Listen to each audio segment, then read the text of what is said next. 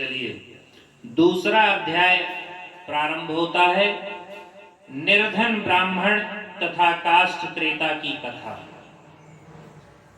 अक्षत पुष्प हाथ में ले लीजिएगा। श्री सूत जी बोले, अब मैं पुनः पूर्व काल में जिसने सत्यनारायण व्रत को किया उसे विस्तार पूर्वक कहूंगा। रमणीय काशी नामक नगर में एक निर्धन ब्राह्मण रहता था। वह प्रतिदिन भूख प्यास से व्याकुल पृथ्वी पर भटकता रहता था।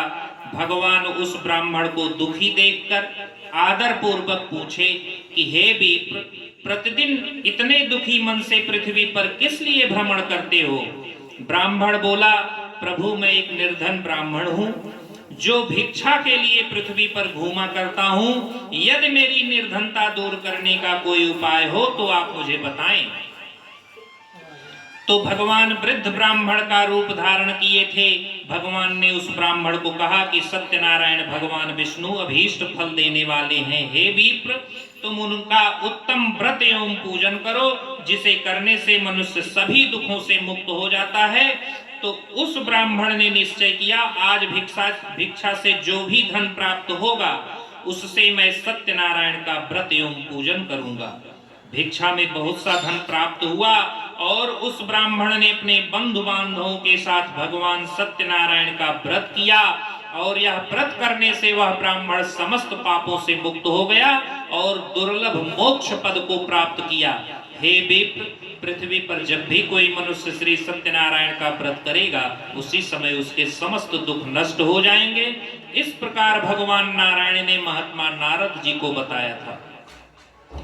ऋषियों ने कहा कि हे मुनि, इस पृथ्वी पर उस ब्राह्मण से सुने हुए इस व्रत को किसने किया, हम वह सुनना चाहते हैं। तो श्री सूत जी बोले कि मुनियों, पृथ्वी पर जिसने यह व्रत किया उसे आप लोग सुने।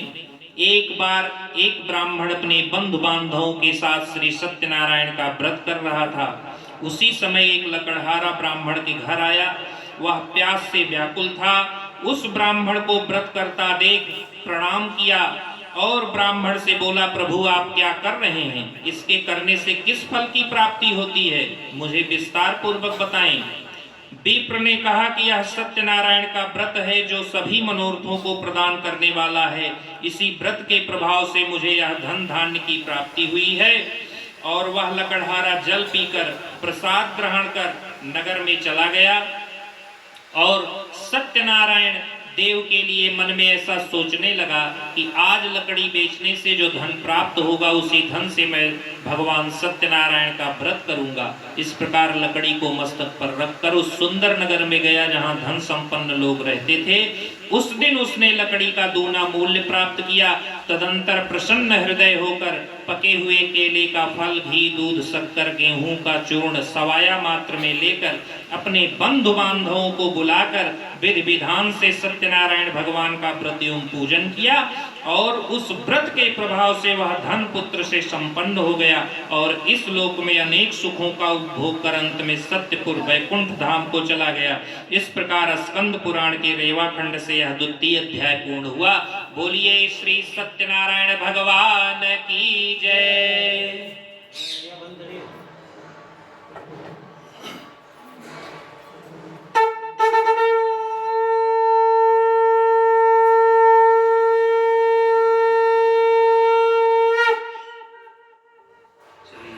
एक बार भगवान का नाम आप लोग जोर शोर से लीजिए। श्रीमन नारायण नारायण नारायण,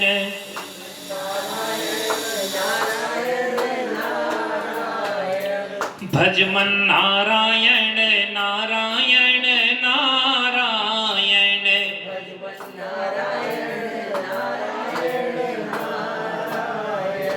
हरिमन नारायण नारायण नारायण,